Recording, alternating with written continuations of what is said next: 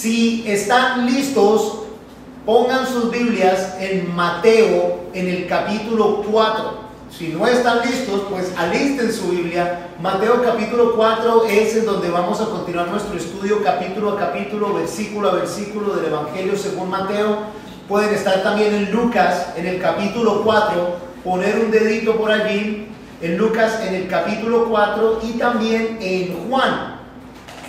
En Juan en el capítulo 1 pueden ubicarse, pero Mateo 4 es en donde vamos a estar estudiando, retomando nuestro estudio sistemático. La semana pasada, que era domingo de resurrección, veíamos cómo Jesús pasó por esos 40 días en el desierto.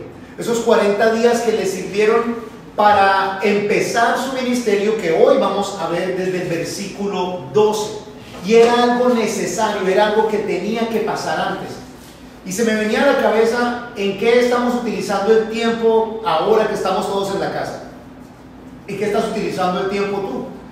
Aquí en la casa, en familia, pues estamos tratando de utilizar el tiempo para pasar algunos tiempos en familia, para hacer algunas de esas cosas que en el diario vivir decimos que vamos a hacer, pero no hemos hecho, tratando. Y algo que creo que hemos estado haciendo mucho es estudiar, en general, todos estudiando distintas cosas. Mis hijas ya hacen sus temas de estudio, mi esposa, yo también. Y cuando veía esta escritura me acordaba cuando primero llegué a la oportunidad de universidad y veía las materias que tiene uno, es uno presentado con el pensum académico, y de acuerdo a lo que uno quiere estudiar, las materias que más llaman la atención, las más deseables, las más interesantes, son aquellas para las cuales había algo que se llamaba un prerequisito. Entonces tocaba hacer otro poco de materias primero, algunas de ellas no tan llamativas, antes de llegar a esas que a uno realmente le interesan, antes de llegar a esas que a uno realmente le llaman la atención. Hay algo, yo quiero llegar allá, pero primero tengo que pasar por estas cosas. Y la mayoría de nosotros no quiere pasar por esas, sino que quiere de una vez ya llegar a hacer esas cosas que son las que más le llaman la atención. En el versículo o en la sección de escritura del día de hoy, Jesús empieza no de cero, y ahorita les voy a explicar más en esto, pues Juan nos da más detalle que el ministerio de Jesús ya había empezado, pero en el relato de Mateo empieza el ministerio de Jesús. Y vamos a ver como unos prerequisitos o cosas que había que hacer antes de poder realmente servir con Jesús. En el versículo 12 de Mateo 4 dice: y cuando Jesús oyó que Juan había sido encarcelado, regresó a Galilea. Y quiero poner unos puntos suspensivos ahí y acompáñenme en oración una vez más antes de estudiar. Padre Todopoderoso, gracias nuestro Señor. Tu palabra es palabra de vida.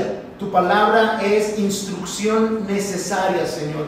Y te pido, Señor, que a través de medios, internet, televisión, lo que sea, Señor, que tú utilices para permitir que nos comuniquemos, Señor. Te pido que no seamos solo escuchas, oidores, que no seamos solo, Señor, un espectador de la enseñanza que tú tienes para nosotros, sino que nos hagas estudiantes de tu palabra, Señor. Por favor, haznos estudiantes de tu palabra, Señor. Por favor, queremos ser no solo seguidores, fanáticos, queremos ser, Señor, discípulos tuyos. Por favor, háblanos, te lo pedimos. Sintonízanos, enfócanos contigo. Te lo pedimos, Señor, en el nombre de Jesús. Amén. Y cuando Jesús oyó que Juan había sido encarcelado, regresó a Galilea. Puntos suspensivos. Ese cuando Jesús oyó, como estudiamos el capítulo 3 la semana anterior, los primeros 11 versículos del capítulo 4 esta semana, no quiere decir que ahora en el capítulo 12 se terminó el ayuno y Jesús oyó que Juan el Bautista había sido arrestado, o sea que fue inmediato. Tengan en cuenta que el recuento de Mateo, sobre todo, la Biblia no está organizada en orden cronológico necesariamente, y como en Mateo, el recuento de Mateo es más temático que cronológico. No quiere decir que está mal, sino que Mateo se enfoca más en temas que va enseñando, no necesariamente en la cronología de cómo esto está sucediendo. Sabemos que Juan el Bautista fue arrestado en algún momento, y fue arrestado pues él hablaba públicamente, protestaba por el adulterio del rey Herodes, el tetrarca, y que por esa razón una de sus mujeres pidió que se le encarcelara y luego pide que se le decapite. Pero no quiere decir que Jesús inmediatamente ahí es cuando empieza ese ministerio. De hecho, los 4 evangelios son similares, no tienen discrepancias, sino al contrario que se complementan. Son 4 perspectivas distintas.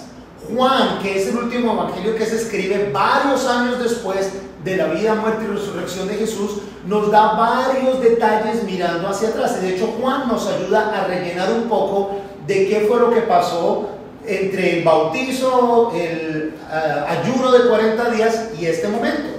En casa, estudiantes de la palabra, si se fijan en Juan del capítulo 1, el versículo 35, hasta Juan 3, versículo 36, vamos a ver ese espacio de tiempo del cual Mateo no nos habla aquí.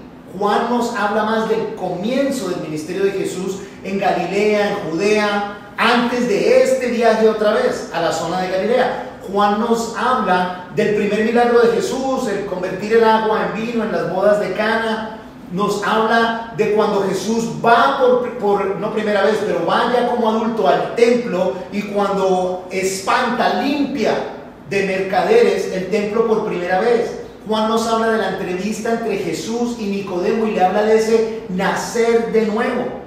Incluso Juan nos habla del viaje y en el cual se encuentra la mujer samaritana. Todo esto sucede antes de este momento en historia, aquí en que Mateo nos va a hablar en el versículo 12. Mateo en el capítulo 14 es el que nos habla y nos confirma que Juan el Bautista fue arrestado por orden del tetrarca. No solo había sido Juan puesto en prisión, no es solo ese el detonante que hace que Jesús se vaya de allí, sino que hay algo muy importante que hace que Jesús salga de esta región. Por favor, vayan a Lucas al capítulo 4. Estamos en Mateo capítulo 4, dejen una marquita allí y vayan a Lucas al capítulo 4. Es demasiado importante esta zona de aquí que se sucedió en la zona de Nazaret y que causó que Jesús saliera de ahí a Capernaum.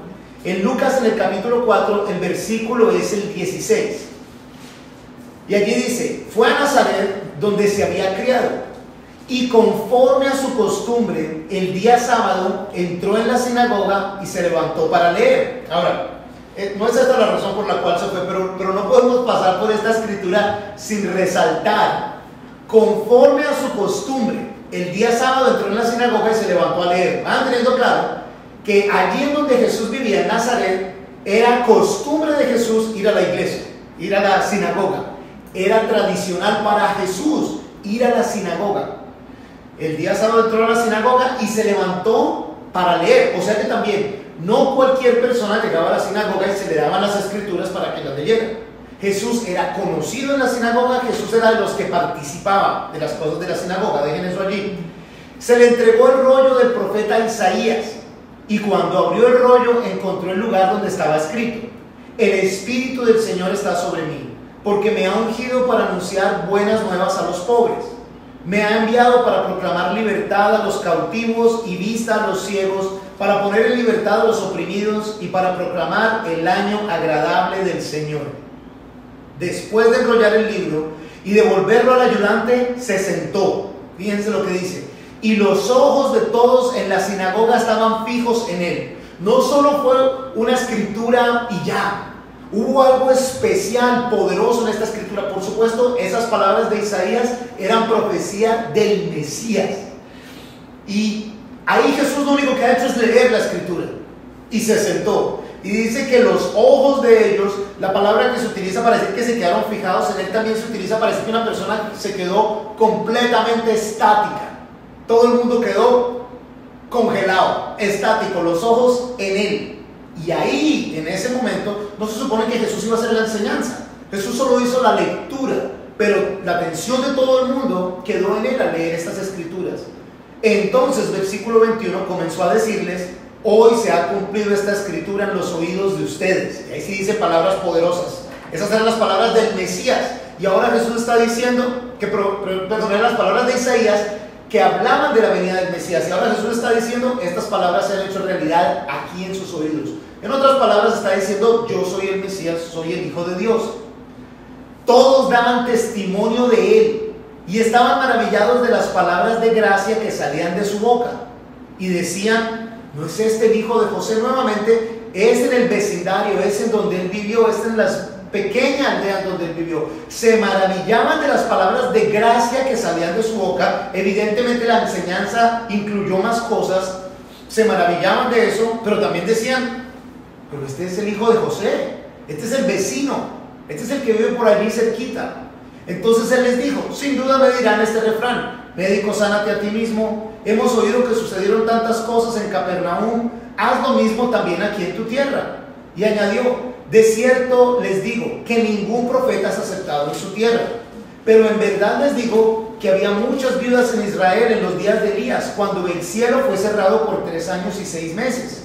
Y hubo una gran hambre en toda la tierra, pero a ninguna de ellas fue enviado Elías, sino a una mujer viuda en Sarepta de Sidón. También muchos leprosos en Israel en el tiempo del profeta Eliseo, pero ninguno de ellos fue sanado sino el sirio Naamán. Jesús les está diciendo, sí, ya sé que como me conocen como Jesús el carpintero, el hijo de María, que tiene varios hermanos y hermanas aquí, aunque estas palabras son poderosas, aunque han visto y han escuchado de señales que ya se ha hecho, aún así me van a decir que como que no me creen. Y viene ese famoso refrán, ese famoso dicho, nadie es profeta en su propia tierra. No le creen porque lo conocen de otra manera. Al oír estas cosas, versículo 28, todos en la sinagoga se llenaron de ira y se levantaron y lo echaron fuera de la ciudad. Ok, escuchen lo que está pasando en la sinagoga, en la iglesia. Ya como Jesús los confrontó con esto, se levantaron y lo echaron fuera de la ciudad. Y luego dice, luego lo llevaron. Y ese lo llevaron quiere decir lo agarraron. Se metieron con Jesús. Lo llevaron hasta un precipicio del monte sobre el cual estaba edificada su ciudad para despeñarle. Segundo atento de matar a Jesús. Ahora sus propios vecinos, la propia gente alrededor de él, saliendo de la iglesia, después de haber escuchado una palabra poderosísima en las profecías de Isaías, en las cuales Jesús dice, esto se cumple en mí, después de que estaban maravillados por lo que habían escuchado, pero al verse confrontados, lo agarraron, lo cogieron y lo iban a matar, lo iban a tirar por este despeñadero. Pero el versículo 30, pero él pasó por en medio de ellos y se fue. Sobrenaturalmente, no nos da más detalles el recuento de Lucas, Jesús pasó por en medio de ellos y se fue. No solo Juan el Bautista ha sido arrestado, sino ya allí sus propios vecinos intentaron matarle. No es el tiempo, no es la manera. Jesús sale y se va. Entonces, allá es el recuento. Pero no pasemos de esta escritura sin nuevamente resaltar que Jesús iba normalmente a la iglesia, que participaba de la iglesia como era costumbre. Era normal que estuviera él allí. Y saben una cosa, Dios quiere que esté cercano ese día en que nos vamos a poder volver a encontrar en la iglesia. Y me imagino que habrá muchas normas, me imagino que no vamos a poder estar todos a la vez, me imagino que tendremos que empezar con cierto distanciamiento, como sea que sea. Cuando tengamos la oportunidad, por favor, reunámonos todos a alabar a Dios como familia. Espero que en este tiempo hayamos valorado la importancia de la familia de la fe y de reunirnos a cantar juntos, a adorarle, a aprender juntos, a conocernos con otras personas, a hacer vida juntos, a edificarnos los unos con los otros, a estudiar juntos la palabra. Cuando regresemos, si regresamos a ese tiempo, valoremos ese tiempo y no permitamos que nada más se meta en nuestra agenda y no nos permita reunirnos juntos. Pero no solo Jesús iba, sino que participaba del servicio de la iglesia. Eso no era así que cualquiera llegaba y mira, aquí está el rollo, ve y léelo. Tiene que ser, es evidente que Jesús era conocido en la sinagoga, y cuando digo conocido no hablo de famoso, sino que siempre estaba allí, participaba, aunque era Jesús el carpintero, participaba del servicio en la iglesia, porque nuevamente, no fácilmente un rabino le va a decir, mira, aquí están las escrituras, anda, léelas. Eso requería que estuviera involucrado. Pues ahora que podamos, sí podemos, sigue el ejemplo del Mesías. Involúcrate en el funcionamiento de la iglesia. Participa del funcionamiento de la iglesia desde cualquier ángulo, con cualquier don, talento que Dios te haya dado, con lo que sea que Dios te haya dado. Sírvele a Dios, sirviéndole a la familia de la fe. Lo otro importante de aquí es que Jesús fue rechazado por sus vecinos, por quienes lo vieron crecer en el momento en que Jesús, el carpintero, ok, va a la iglesia, está bien, sirve en la iglesia. Pero ahora se va a poner a andar predicando un mensaje, y un mensaje que aparte de eso nos confronta, eso sí no. Y ahí lo cogieron y lo iban a tirar. Alístate a ser rechazado por tus vecinos si es que decides seguir a Jesús radicalmente. Tus vecinos no te van a rechazar si vas a la iglesia. La mayoría de la gente va a misa, va a la iglesia, va a alguna cosa. La mayoría de la gente no te va a rechazar, incluso si medio participas en la iglesia. Pero la mayoría de la gente te va a rechazar si es que te decides a seguir a Jesús radicalmente, y ese mensaje cambia a quien tú eres. Cuando Jesús habla y dice, esa escritura se ha cumplido en mí, y dice que ellos se maravillaban de las palabras de gracia, pero esas palabras de gracia tenían un mensaje que lo vamos a ver en Mateo en un momento. Arrepiéntete. Cambiar de estilo de vida, ya no me sirve tu religión, ya no me sirve tu amistad, ya no me sirven tus consejos, porque yo quiero hacer lo que yo quiero hacer. O sea que si por este tiempo que has vivido se ha afirmado tu deseo, o has tomado la decisión de seguir a Jesús radicalmente, alístate a ser rechazado por tus vecinos. Vuelve a Mateo en el capítulo 4 para que veamos más allí de ese detalle de Mateo. Dice entonces, cuando Jesús oyó que Juan había sido encarcelado, regresó a Galilea. Ya vimos las dos razones principales por las cuales regresó a Galilea. Y habiendo dejado Nazaret, fue y habitó en Capernaum, ciudad junto al mar, en la región de Zabulón y Neftalí. Zabulón y Neftalí eran dos tribus, para que se cumpliera lo dicho por medio del profeta Isaías. Acuérdense que Mateo temáticamente nos está hablando del rey, el rey Jesús, y nos está hablando y nos está mencionando para que se cumpliera lo que dijeron las escrituras. Y aquí nuevamente, ¿qué dijeron esas escrituras en Isaías? Tierra de Zabulón, tierra de Neftalí, camino del mar, al otro lado del Jordán, Galilea de los gentiles. Y ese detalle es importante. El pueblo que moraba en tinieblas vio una gran luz. A los que moraban en región y sombra de muerte, la luz les amaneció. Eso lo puedes ver en Isaías, está en el capítulo 9, son los dos primeros versículos. Isaías profetizando acerca de este tiempo, en donde en esta región, donde estaban estas dos tribus, esta región llamada Galilea, y sería llamada Galilea de los gentiles, allí llegaría la luz, les amaneció la luz.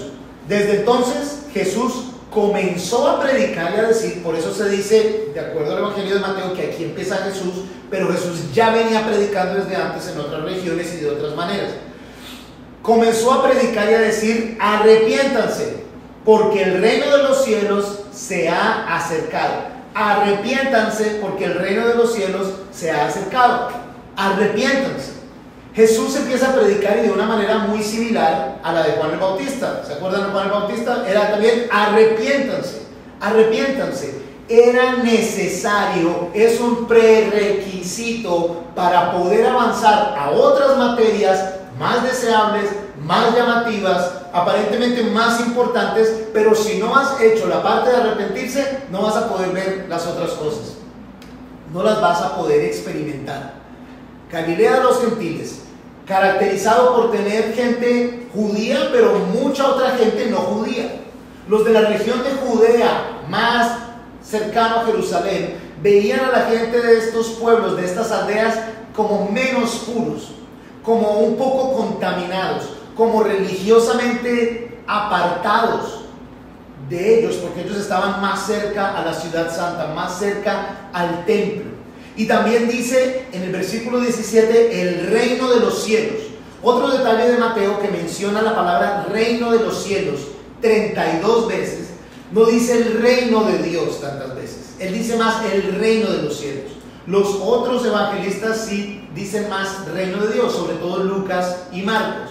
Pero Mateo dice reino de los cielos. Y la razón es simple. Desde el principio les he dicho, Mateo escribe más al pueblo judío como tal. Para el judío es no es permitido decir el nombre de Dios. Y de hecho la ley instruye, no es permitido siquiera escribir el nombre de Dios completo. Hasta este día, en general un judío escribiría, si lo escribe en español, la palabra de, y luego rayitas, y luego S, para no decir Dios completamente. No les era permitido decir el nombre de Dios. Entonces Mateo dice más, el reino de los cielos. Otros hablarán del reino de Dios, pero están haciendo referencia a lo mismo. Los judíos esperaban a este rey como líder político, con cambios sociales, con una estrategia militar que estableciera un orden sociopolítico, económico y religioso que se identificara con el Israel de la antigüedad. Sin embargo, Jesús vino a establecer un reino con el cual empiezan reglas espirituales que identificarían a quienes pertenecen a su reino. No sería todavía ese reino milenial del cual todos estamos esperando, y espero, al menos yo, anhelando prontamente que se establezca en la tierra. Jesús no venía a establecer un reino en Jerusalén, en Judea, en Samaria. Jesús venía a establecer un reino en el corazón de todo aquel que en él creyera. Esa es la clase de reino que él viene a establecer. Y el reino de los cielos, pues, vendrá después. Pero hay otros prerequisitos, sigo insistiendo en esa palabra, porque es necesario arrepentirse. El arrepentimiento es donde el camino empieza, no es donde termina, es donde el camino empieza en el arrepentimiento. Para relacionarse con Dios es necesario arrepentirse. El arrepentimiento no es opcional, es un prerequisito, así como esos de la universidad para ver las materias más avanzadas, las más llamativas. La gente quiere ver las maravillas, el poder de Dios, todas esas cosas por allá elevadas, pero no quieren hacer lo más sencillo, lo más simple, arrepentirse. Y recuerden que el origen etimológico de esa palabra arrepentirse habla de un cambio de dirección, un giro de 180 grados, un giro que permite que mi vida vaya en completa, distinta dirección en la que iba sin Jesús. Ahora que Jesús está, la prédica es: arrepiéntanse, cambien de forma de pensar, cambien de forma de vivir. Hay que hacer algo distinto. Y no perdamos de vista que esto es lo que está, no era solo Juan el Bautista preparando el camino. Jesús también dice a ellos, y por supuesto nos tiene que decir a nosotros: arrepiéntanse, para que lo podamos seguir. Dejen de vivir como antes vivían. Y antes de que piensen que estoy hablando en círculos y repitiendo mucho, es porque a veces no pareciera que nos arrepintiéramos de ser quien éramos antes. A veces no pareciera que hubiéramos dejado de vivir como vivíamos antes.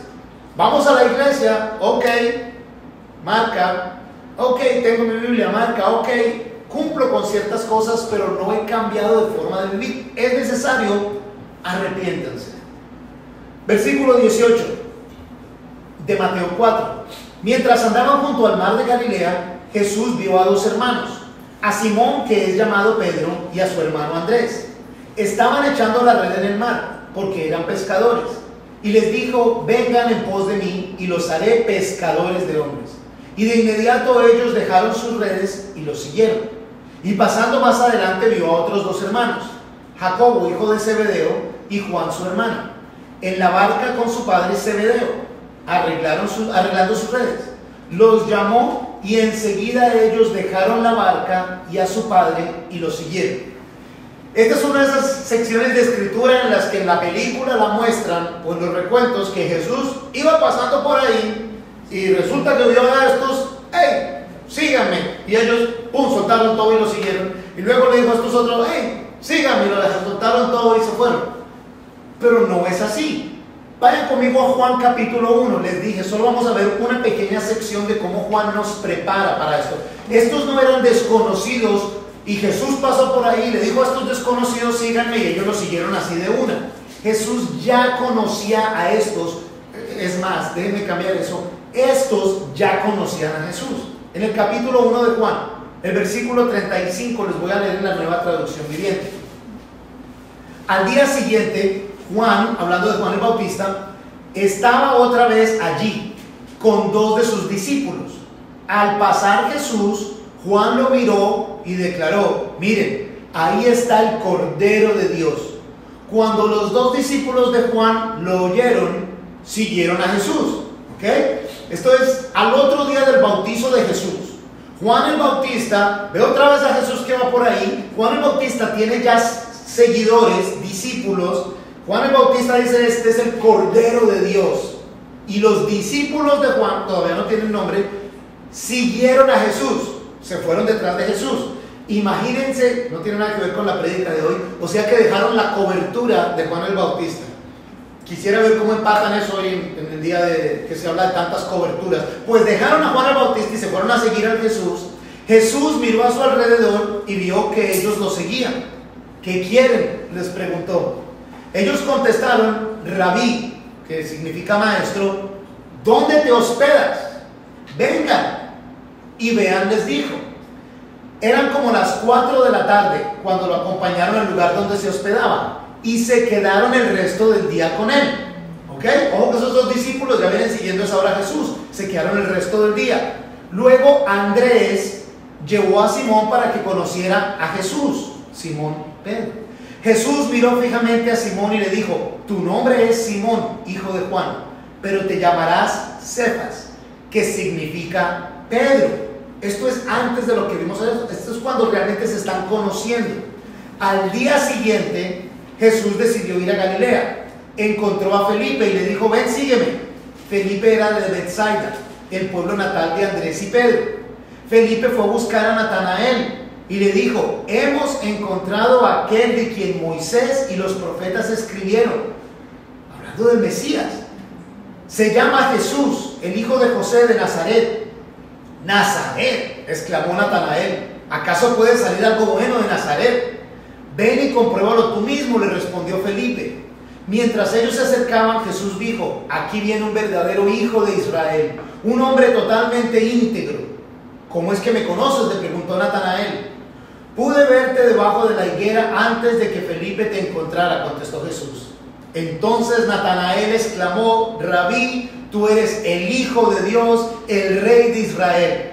Jesús le preguntó: ¿crees eso solo porque te dije que te había visto debajo de la higuera?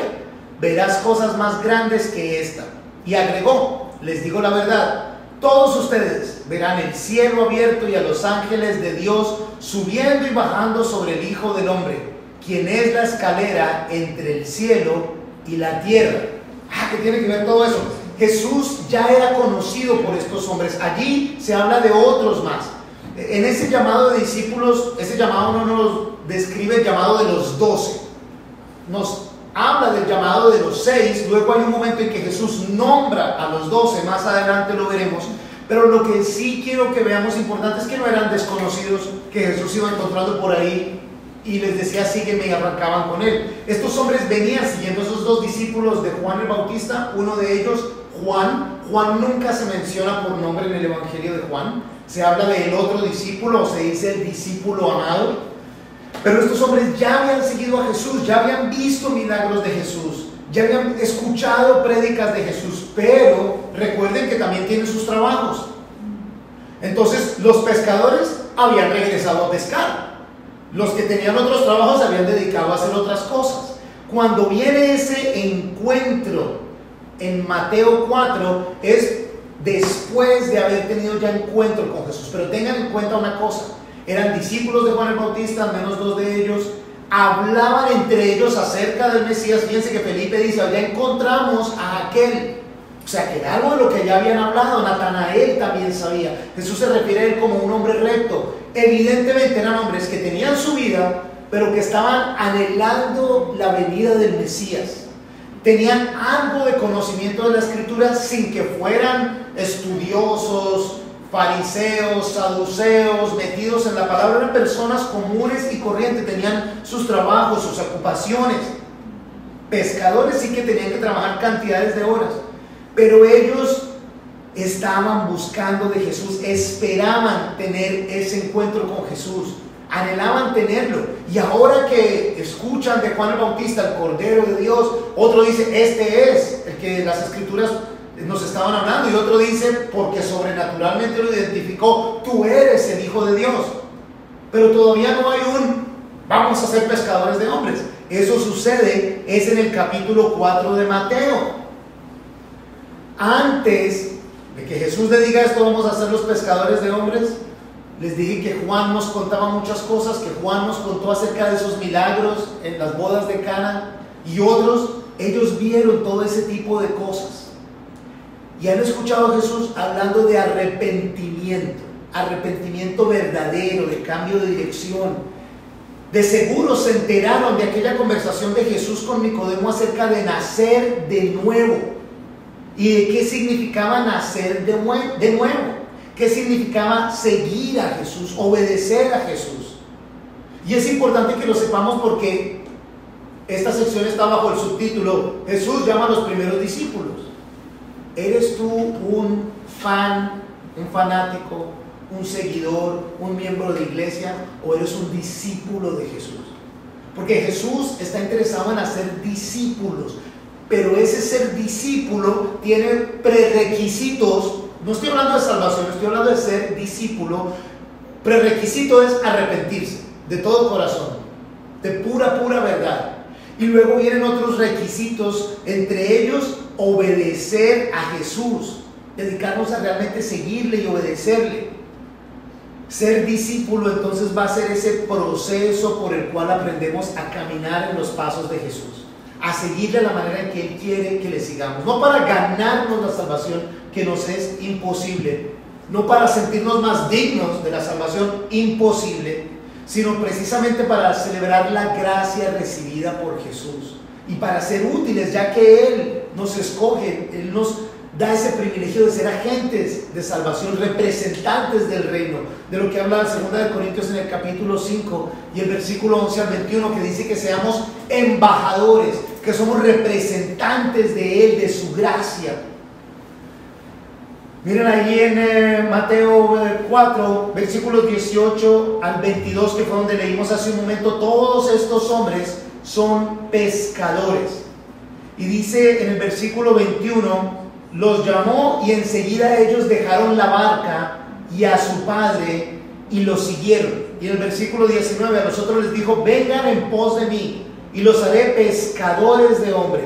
De inmediato ellos dejaron sus redes y lo siguieron, dejaron todo en su estilo de vida. Ese término pescadores de hombres no era uno nuevo. Hay evidencia dentro de la cultura, dentro de la historia griega y romana, que decirle a una comunidad de pescadores, vamos a ser pescadores de hombres, era común. Y evidentemente quería decir, vamos a agarrar, a convencer gente con el sistema de enseñanza, con una nueva forma de pensar. Por supuesto, para estos también tenía un significado especial el ser pescadores de hombres. Jesús llamar a ministerio en su mayoría, en este caso a pescadores, no todos eran pescadores, pero sabemos que al menos 4, tal vez hasta 6 se dedicaban a la pesca.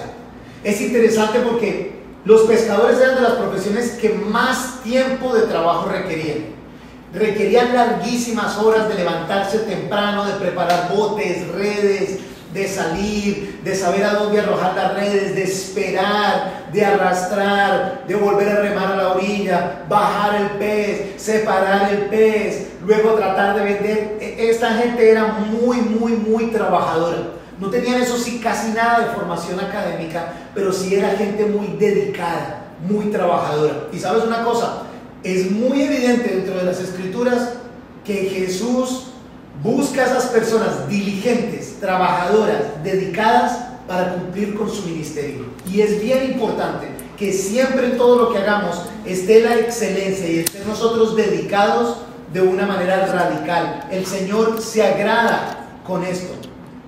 Marcos, sin ir allá en el capítulo 1, nos da el detalle que estaban los hijos de Zebedeo en su propia barca, trabajaban con el papá y tenían unos jornaleros o trabajadores. Esto no era simplemente una empresa familiar, sino que era una bien formada empresa, consolidada, y todo eso fue lo que dejaron estos hombres.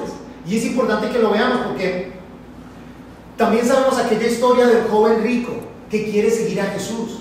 Y Jesús le dice, cumple con estas cosas. Y él le dice, ya lo he cumplido desde niño. Pero cuando Jesús le dice, ok, ahora ven, vende todo lo que tienes y sígueme, el joven se puso muy triste, pues era muy rico. Estos no eran aquellos pescadores típicos que escasamente tenían con qué comer. evidentemente tenían su propia barca, que tenían trabajadores a su servicio, eran prósperos desde el punto de vista económico también, y dejaron todo. Dejaron no solo las cosas, pero dejaron a su padre, a Zebedeo. La escritura no nos da detalles, pero yo me imagino Zebedeo cómo habrá quedado. Si se me están yendo mis hijos, mis socios, a quien les voy a heredar el negocio, ahora se están yendo detrás de este carpintero que les va a enseñar a ser pescador de hombres. Qué locura es esta desde el punto de vista humano. Pero ellos, la palabra dice que dejaron todo: su empresa familiar, su padre, su bienestar económico, su futuro económico. Jesús no les hizo una propuesta: hey, les tengo un negocio, como pescadores de hombres van a ganarse X, Y, Z. No había plan de nada, pero ya llevaban un tiempo escuchando a este Jesús el Mesías palabras maravillosas. Ya habían dicho, porque Felipe se lo dijo a Natanael, del cual hablaban Moisés y los profetas. Ya habían visto con palabra: hey, en él se cumplen estas profecías. Ya habían visto señales maravillosas de Jesús. Entonces, ni Jesús llamó a desconocidos, ni ellos están siguiendo a un desconocido tampoco. Ellos están siguiendo a alguien a quien ya conocen en una ínfima parte, pero ya tienen una idea de quién Él es. Y cuando tú tienes la más mínima idea de quién Jesús es fácil seguirle. No es fácil dejar todo y seguir a Jesús cuando no sabes quién es Él. Pero cuando tú tienes la más mínima idea de quién Él es, de lo que hizo por ti, de qué tanto te ama, va a ser fácil decirle a todo lo demás: hasta aquí llego, yo voy con Él para las que sea, como diríamos en la traducción actual. Yo voy con Jesús y lo sigo del todo, pero es porque tienes una mínima idea de quién Él es, una mínima idea. Miren lo que pasa en el versículo 23. Jesús recorría toda Galilea enseñando en las sinagogas de ellos. Jesús iba de sinagoga a sinagoga, y valga la pena decir que el tema de hacer varias sinagogas salió años después de que el pueblo israelita volvió del exilio y les quedaba difícil ir al templo. Entonces empezaron a hacerse sinagogas. Las sinagogas eran algo muy similar a las iglesias del día de hoy, y de hecho más al día de hoy, en donde aquí en esta casa nos reunimos algo de familia, amigos, en las casas de ustedes se reúnen unos. De hecho, se empezaban sinagogas en las aldeas donde hubiera más de 10 judíos dispuestos a leer la palabra. Y entonces hacía una sinagoga. Las sinagogas no eran templos grandes. El año pasado, que tuvimos la bendición de estar en Israel, vimos varias sinagogas que han logrado preservar y ver. Eran sitios pequeños, tal vez no cabrían más de 30, 50 personas. Eran, vamos a llamarlo iglesias, o sitios de reunión pequeños, y allí se reunían a estudiar la palabra. Por eso dice que Jesús iba por varias de las sinagogas. La historia nos dice que en la época de Jesús habría alrededor de 500 o más sinagogas en toda esa región, predicando el evangelio del reino, ojo, sanando toda enfermedad y toda dolencia en el pueblo. Tengan en cuenta que ya aquí lo vienen siguiendo multitudes, pero vienen siguiendo unos más de cerca, y siguen viendo sanar a personas milagrosamente, escuchando la prédica. Versículo 24: su fama corrió por toda Siria, y le trajeron todos los que tenían males, los que padecían diversas enfermedades y dolores, los endemoniados, los lunáticos y los paralíticos, y él los sanó. Le siguieron grandes multitudes de Galilea, de Decápolis, de Jerusalén, de Judea y del otro lado del Jordán. El ministerio de Jesús ya ahora está explotando en fama. Más milagros, más personas necesitadas vienen a Él, y vienen a Él en general. Hasta ahora, ¿quiénes son los que vienen? Porque necesitan ser sanados. Los que están enfermos, los que tienen distintas dolencias, muchos vienen, y Jesús aprovecha para predicar. Las regiones de Decápolis, que quiere decir 10 ciudades, de Jerusalén, de Judea, del otro lado del Jordán, grandes multitudes. Mucha gente viene a Él. Mucha gente llena los domingos, los fines de semana en las iglesias. Mucha gente, sobre todo, y gracias a Dios hoy a través de redes sociales, mucha gente se reúne. Pero la realidad es cuántos están yendo a Jesús simplemente para que les sane o les arregle las dolencias. ¿Cuántos están viniendo a donde Jesús para escuchar una prédica moderna, nueva, distinta? Hey, me gusta el estilo de este predicador. Hey, me gusta lo que dice. Los milagros atraían la gente a la luz. Jesús es la luz. Sus palabras poderosas. Jesús anunciaba el reino con pasión. Lo hacía Juan el Bautista, lo hacía Jesús. Jesús hablaba de esta abundancia, pero no era abundancia de cosas, sino era una abundancia espiritual. Hablaba de paz, pero no era la ausencia de enemigos, sino era relación con Dios. Jesús cumplía con su misión con excelencia, predicando, haciendo milagros. Los milagros cumplían simplemente el papel de atraer a las personas, de validar el mensaje de Jesús. Y esa combinación sola debió haber sido suficiente para que los judíos, al ver también las palabras, creyeran en las profecías y hubieran creído que Jesús era el Mesías. El problema es que la gente estaba muy ocupada viviendo. Y si dije eso bien, la gente estaba muy ocupada llevando su vida como para darse cuenta, este es el Mesías. La gente veía señales, la gente escuchaba el mensaje, la gente veía a este hombre que decía que en él se habían cumplido estas escrituras. ¡Wow! ¡Qué mensaje bonito! Nos vemos el próximo domingo, en el caso de ellos sábado. ¡Hey! Vengo la otra semana, ¡qué bacano esta iglesia! ¡Hey! ¡Qué bueno este mensaje! ¡Hey! ¡Qué rico que muchos han sido sanados! ¡Hey! Esperen! Les estoy hablando del reino de los cielos. Sí, sí, lindísimo el mensaje. La próxima semana vuelvo con mi primo que está loco para que me lo sanes. Hey, escuchen, arrepiéntanse. El reino de Dios está aquí. Sí, sí, la próxima semana traigo a mi tía que está paralítica para que la sanes también. La prédica, el anuncio de Jesús y lo que la gente realmente quería no se sintonizaba. Que no nos pase a nosotros. Que no nos pase a nosotros. Porque vivimos un tiempo muy similar. Sí, cada vez más la gente mira y dice, oye, todo lo que está pasando, ¿la Biblia hablaba de esto? Oh, sí, en cantidad, en cantidad. Si te pusieras a ver profecías de Daniel, de Ezequiel, de Apocalipsis, cosas dichas por Isaías, en fin, la palabra está llena de profecías que cuando ves lo que se está viviendo hoy en día, dices, wow, maravilloso, esto está a punto de suceder. Y sin embargo, todavía estamos más preocupados con cosas triviales, banales, cosas de momento. Tengamos cuidado, que no nos pase a nosotros que estemos tan ocupados viviendo, tan entretenidos con nuestra vida, que perdamos de vista que el reino de los cielos está a punto de ser establecido. Multitudes lo seguían, pero las multitudes no estaban dispuestas a dejar todo por él. Las multitudes estaban allí para ser bendecidas. Las multitudes estaban allí para ser entretenidas, pero no para dejarlo todo por él. ¿Cuál eres tú? Y que no nos pase a nosotros que seamos la multitud. La fama de Jesús nos lleva a donde Jesús. Que sea más bien el mensaje de Jesús el que nos atrae a él.